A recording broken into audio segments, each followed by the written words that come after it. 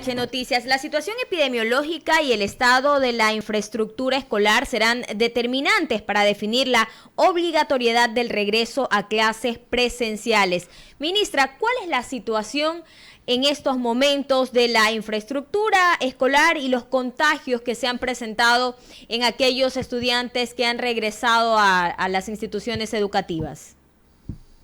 Bueno, como ustedes saben, estamos avanzando en este proceso de retorno desde el 7 de junio. Hasta ahora hemos manejado el protocolo de los planes de continuidad educativa que han sido voluntarios y se elaboran en la comunidad educativa de manera consensuada.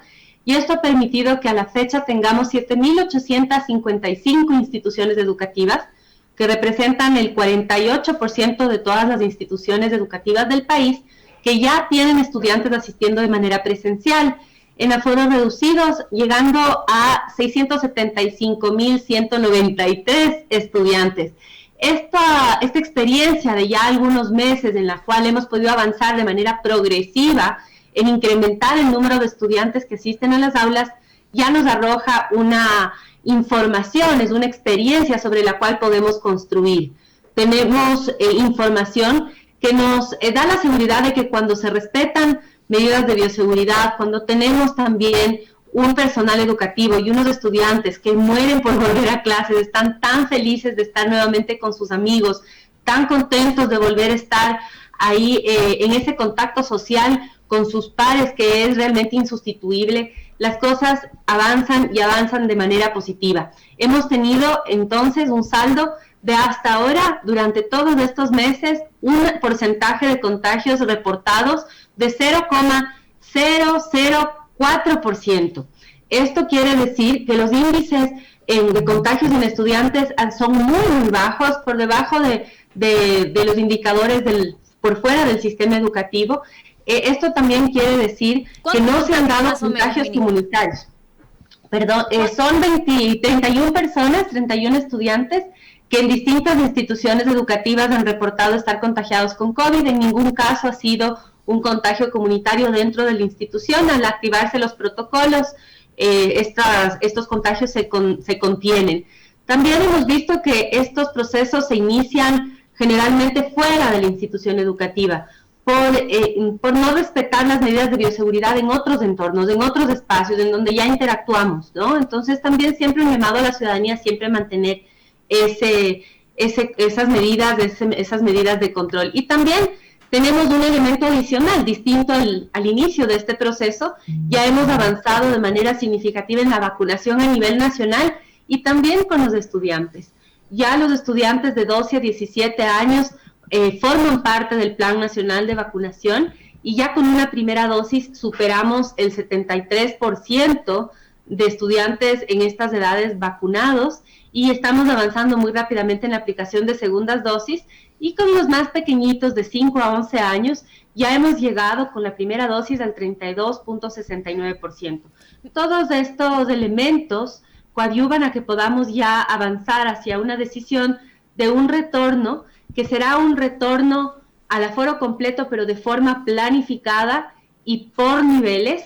No podemos hablar de obligatoriedad porque siempre las familias tendrán la alternativa de escoger que sus hijos puedan asistir a instituciones educativas que cuentan con autorización de funcionamiento en modalidades a distancia o semipresenciales, y esto es posible tanto en el ámbito de la educación particular como en el ámbito de la educación fiscal. Y ya vamos a entrar en detalle en esa parte de qué va a pasar con aquellos padres que deseen todavía no enviar de forma presencial completa a sus hijos.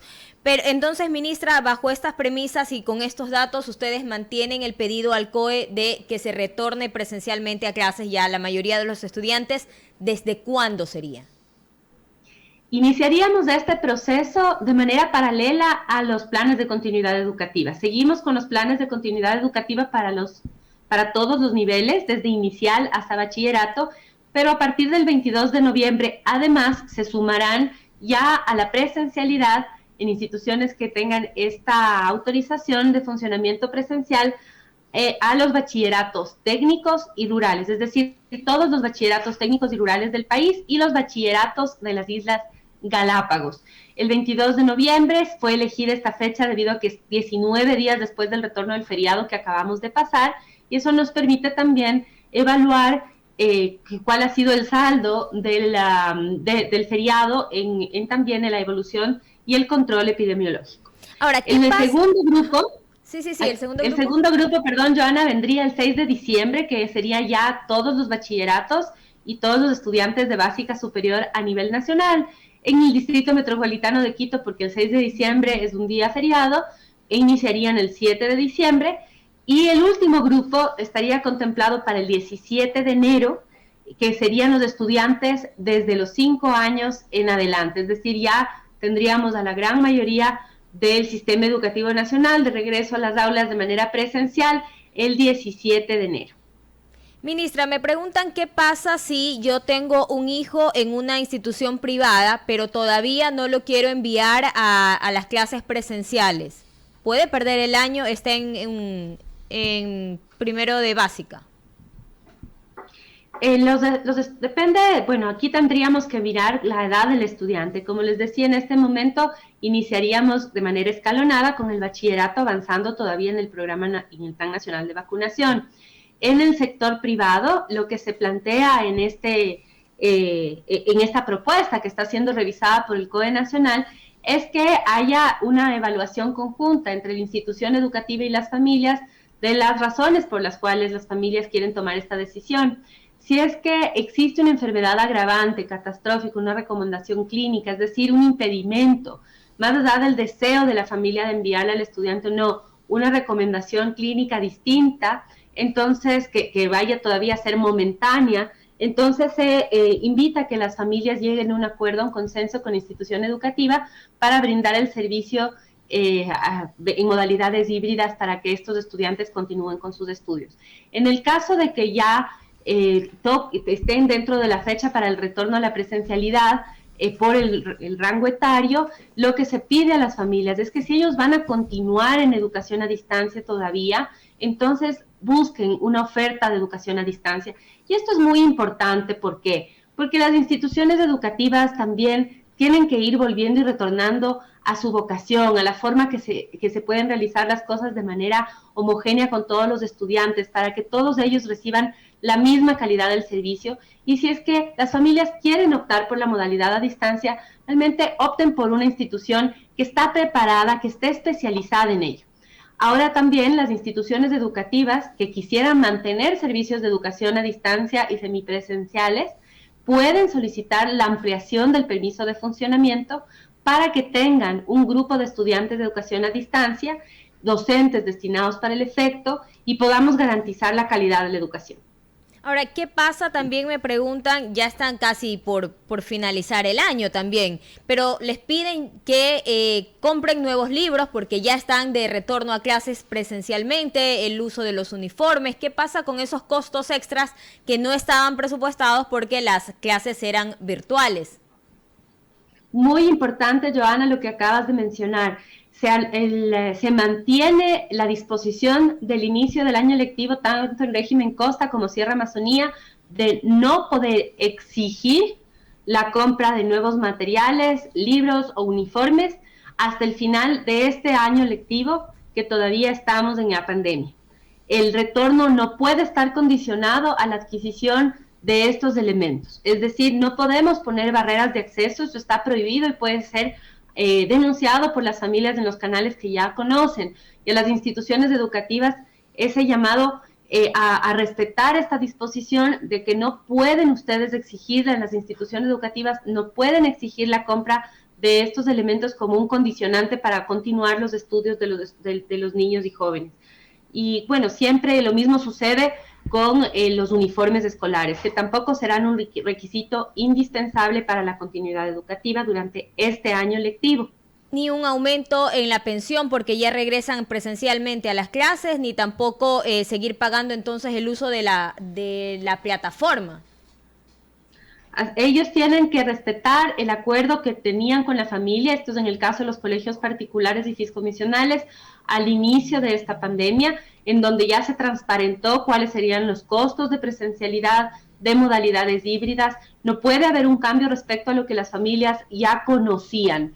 ¿Por qué? Porque como ustedes saben, hemos estado promoviendo mayor autonomía, pero con mayor transparencia. Y hemos pedido que sean absolutamente transparentes desde el inicio del año lectivo de cuáles van a ser los costos durante el año lectivo en las distintas modalidades, para que las familias que optan por una educación particular o fiscomisional puedan tener conocimiento claro de cuál sería la inversión en cada uno de los escenarios sin ningún cambio a lo largo de todo el año lectivo. Ministra, entonces ahí también se le pediría más control por parte del Ministerio de Educación, porque las denuncias han existido, pero parece que las respuestas no llegan acorde a estas denuncias. Mi compañero Carlos Acoto se suma a esta entrevista también. Ministra, muy buenos días, qué gusto saludarla. Entendemos que esto por lo pronto es una propuesta que se ha hecho al Comité de Operaciones de Emergencia Nacional, todavía no ha sido aprobada. Entiendo un poco por los datos que usted ha dado que se ha escogido el 22 de noviembre para ver si en estas semanas hay un repunte de casos de COVID-19 a propósito del último feriado que acabamos de pasar. ¿Qué ocurriría si en los próximos días en las estadísticas se refleja que en efecto hay un repunte de casos de COVID-19? No en la población estudiantil, pero en general en la sociedad. ¿Se podría revisar esta propuesta que se está haciendo?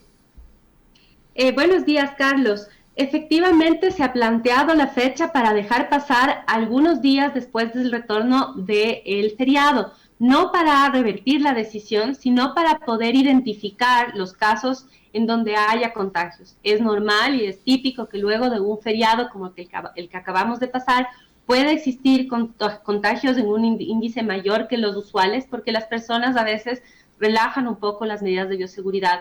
Y para poder identificar y que evolucione el virus, identificar las personas que están contagiadas y se puedan aislar y controlar estos casos, es que dejamos que pasen estos días posteriores al feriado.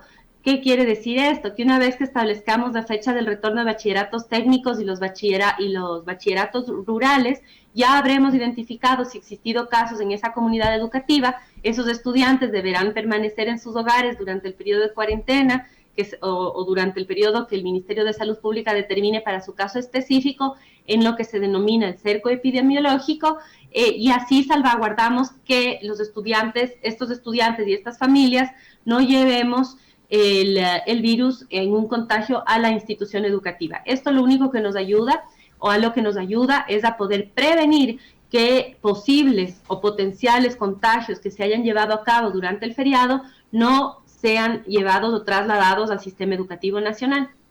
Es decir, por lo pronto la propuesta parecería que continuaría en firme, indiferente de este escenario. Solo falta la aprobación de la plenaria del COE Nacional. ¿Para cuándo se tiene previsto que se reúnan?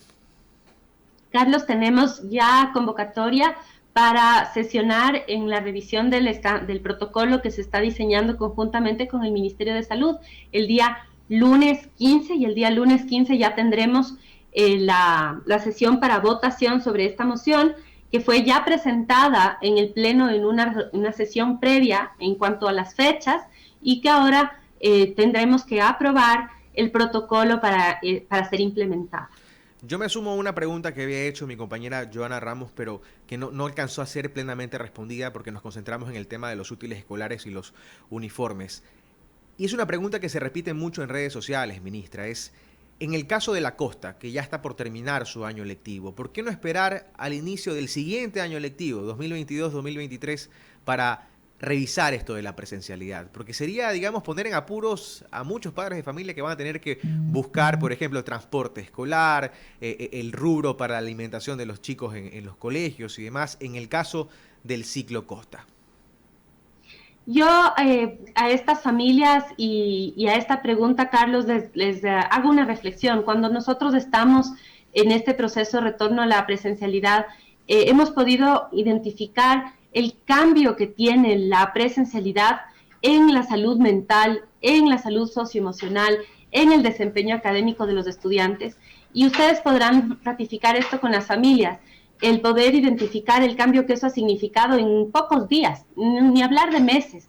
Todavía tenemos varios meses de clases en el régimen Costa, y estos meses pueden hacer la diferencia en la vida de estos jóvenes y de estos niños. Y ya estamos en condiciones de darles la oportunidad de mirarse a los ojos, de tener contacto con sus familias, y esto además permite también a los adultos de la interacción en las familias que puedan retornar de manera más tranquila al trabajo presencial, que también cada vez ya estamos volviendo a la normalidad respecto al trabajo, que nos permite también tener una dinámica familiar que atienda a esta nueva realidad con medidas de bioseguridad.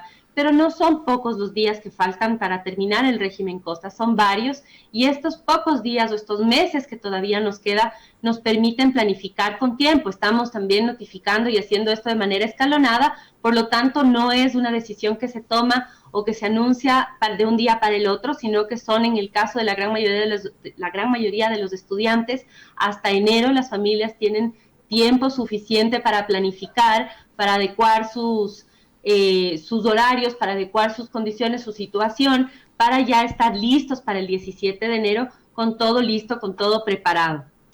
Establecimientos educativos fiscales, sobre todo en la zona rural, ¿están listos ya para recibir a los estudiantes? Porque veíamos, por ejemplo, a inicios de este año, cuando el tema también estaba sobre la mesa, que muchos de ellos estaban pues en malas condiciones. Finalmente, ¿se logró inyectar inversión en estos establecimientos para su readecuación? Se ha hecho una inversión muy importante en readecuación de instituciones educativas a nivel nacional, Carlos, pero esto no será suficiente. Tenemos que continuar con la intervención de las instituciones educativas que están todas todavía, no todas, pero todavía tenemos un gran número de ellas que no están en condiciones óptimas. En el protocolo de retorno sí se establece un capítulo específico para que podamos diseñar planes de contingencia en casos específicos en los que estas infraestructuras no sean seguras para recibir a los estudiantes. ¿Cuántas más o menos han identificado ustedes que no son seguras todavía para recibir estudiantes? Tenemos un mapeo nacional de al menos 17 instituciones en donde ya tenemos diseñados los planes de contingencia. Los planes de contingencia lo que plantean es la reubicación de los estudiantes en otros predios mientras podemos intervenir integralmente esas instituciones educativas. Tenemos otras en donde tendremos que hacer unos protocolos de uso parcial de las instalaciones, es decir, que hay módulos que están en muy buen estado o en un estado digamos, que garantice la seguridad mínima, aunque no estén en las condiciones perfectas, mientras otros módulos dentro de la misma institución no están en condiciones de ser utilizados. Entonces se puede establecer un protocolo de uso parcial. Todo esto está siendo contemplado en los lineamientos que serán publicados para la elaboración de estos protocolos, de estos planes de contingencia, tanto en las instituciones educativas fiscales como particulares. Y a lo largo de todo el año continuaremos con el trabajo de adecuación, inversión en mantenimiento, inversión en nueva infraestructura, para ir liberando también aulas que a lo mejor tienen un número excesivo de estudiantes asignados, que han sido asignados más estudiantes que lo que normalmente se establecería en el estándar de calidad. Estas todas son consideraciones que estos lineamientos toman en cuenta para que podamos establecer cómo vamos a retornar esta presencialidad sin ignorar que evidentemente en estos meses no vamos a haber podido solucionar el 100% de las necesidades de infraestructura y equipamiento, porque como ustedes conocen por el diagnóstico que hicimos inicialmente, la brecha era aproximadamente de 650 millones de dólares. La cuantificación de estas intervenciones, y pese a que vamos interviniendo y vamos trabajando inclusive con apoyo de la comunidad, del sector privado, de los gobiernos autónomos descentralizados, todavía hay mucho trabajo por hacer y por mejorar las instituciones educativas. Usted ha dicho el número de escuelas que están plenamente operativas, otras que se van a poder usar, digamos, parcialmente las instalaciones, pero en este momento, a noviembre de 2021, ¿cuántas escuelas fiscales o qué porcentaje de las escuelas fiscales está en completo abandono? O sea, no se pueden utilizar de ninguna forma. ¿Tiene usted el dato? Son estas 17 que te acabo de mencionar. Son 17 las que no se tienen pueden utilizar. Asignados estudiantes. Okay. Ajá, estas tienen asignados estudiantes, pero no pueden ser utilizadas. También la ciudadanía conoce muy bien, hay algunas instituciones que en el pasado fueron construidas y que no tenían asignado estudiantes, es decir, estaban vacías incluso previo a la pandemia. Esto es algo que nosotros también hemos estado revisando desde el gobierno nacional para poder optimizar, culminar las obras en estos espacios para ponerlas al servicio de la ciudadanía. Este es el caso de aproximadamente unas 25 más que están sin concluir o que no fueron recibidas por el Ministerio de Educación y no se pudo asignar estudiantes. Todos escuelas estos del son milenio, elementos dice. que tenemos que regular. Escuelas del milenio. Algunas son escuelas del milenio o lo que se llamaban las unidades educativas del milenio, otras son instituciones educativas que se denominaban del siglo XXI, Okay. Es decir, ahí tienes también distintas realidades. Y también identificamos una serie de instituciones educativas que no podíamos intervenir, Carlos, que tenían litigios y que no se habían solventado y por lo tanto, pese a tener inclusive estudiantes asignados, no tenía el ministerio la autorización de entrar a hacer mantenimiento de estas obras. Esto sucedió en cerca de 200 obras a nivel nacional. Hemos en estos meses ya solventado los procesos jurídicos para poder ingresar a estas instituciones educativas y poder continuar con estas intervenciones. Todo esto está contemplado, Carlos y Joana, en la proforma presupuestaria que ha presentado el Ministerio de Finanzas a la Asamblea Nacional y que está en conocimiento de la Asamblea Nacional.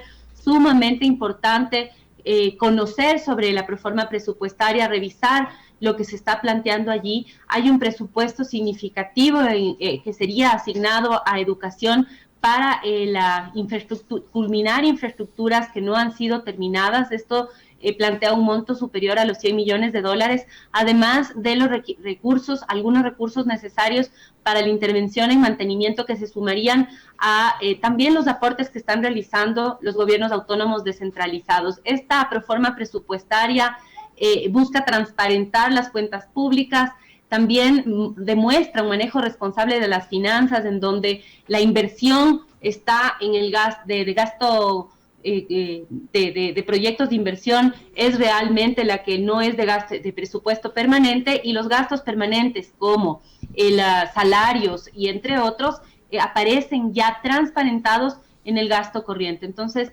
esto es algo fundamental. Y por otro lado, también nos ayudará a avanzar frente a esta necesidad tan grande que tiene la infraestructura del sistema educativo nacional, la aprobación de la Ley para el Desarrollo Económico, que plantea la reforma tributaria, que ha sido también ya calificada por el CAL y que tiene por objetivo proteger a los más vulnerables del país.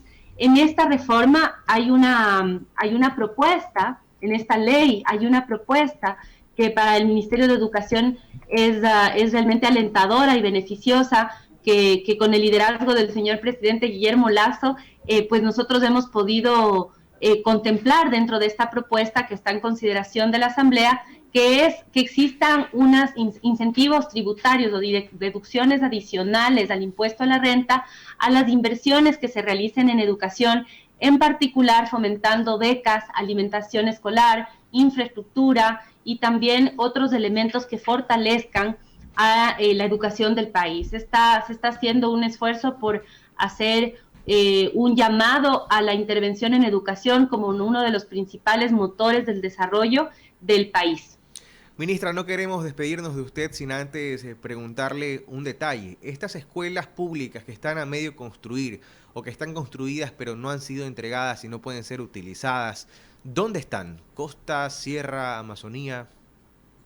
Estas están a lo largo de todo el país, Carlos. Realmente nosotros justamente el día lunes de esta semana iniciamos ya con las comunidades en donde ya tenemos confirmado el presupuesto que pudo ser reasignado y reorientado para el 2021 y donde vamos a poder iniciar intervenciones de repotenciaciones que habían sido planteadas a la comunidad pero no había sido cumplida en 7 comunidades. Estas son las primeras 7 que estamos anunciando de manera pública, toda vez que ya tenemos confirmado el presupuesto y que tenemos la absoluta certeza de que este gobierno puede cumplir con esta promesa que se había planteado a las comunidades. Estas están ubicadas en Pichincha, en Pichincha, en Pedro Moncayo, en la parroquia de Malchinguí, una en Cayambe, una en Cangagua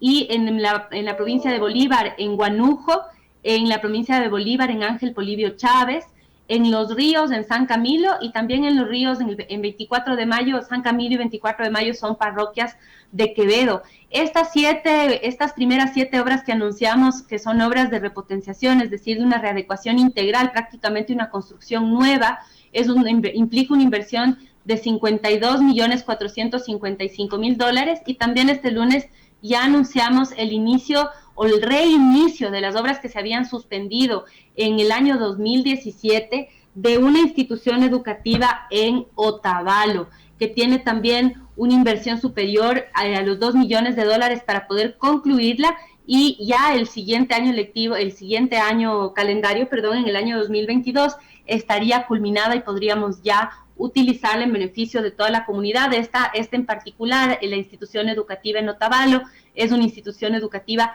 intercultural bilingüe, lo cual además coadyuva la mejora de la calidad de la educación intercultural bilingüe de nuestro Ecuador, ¿no?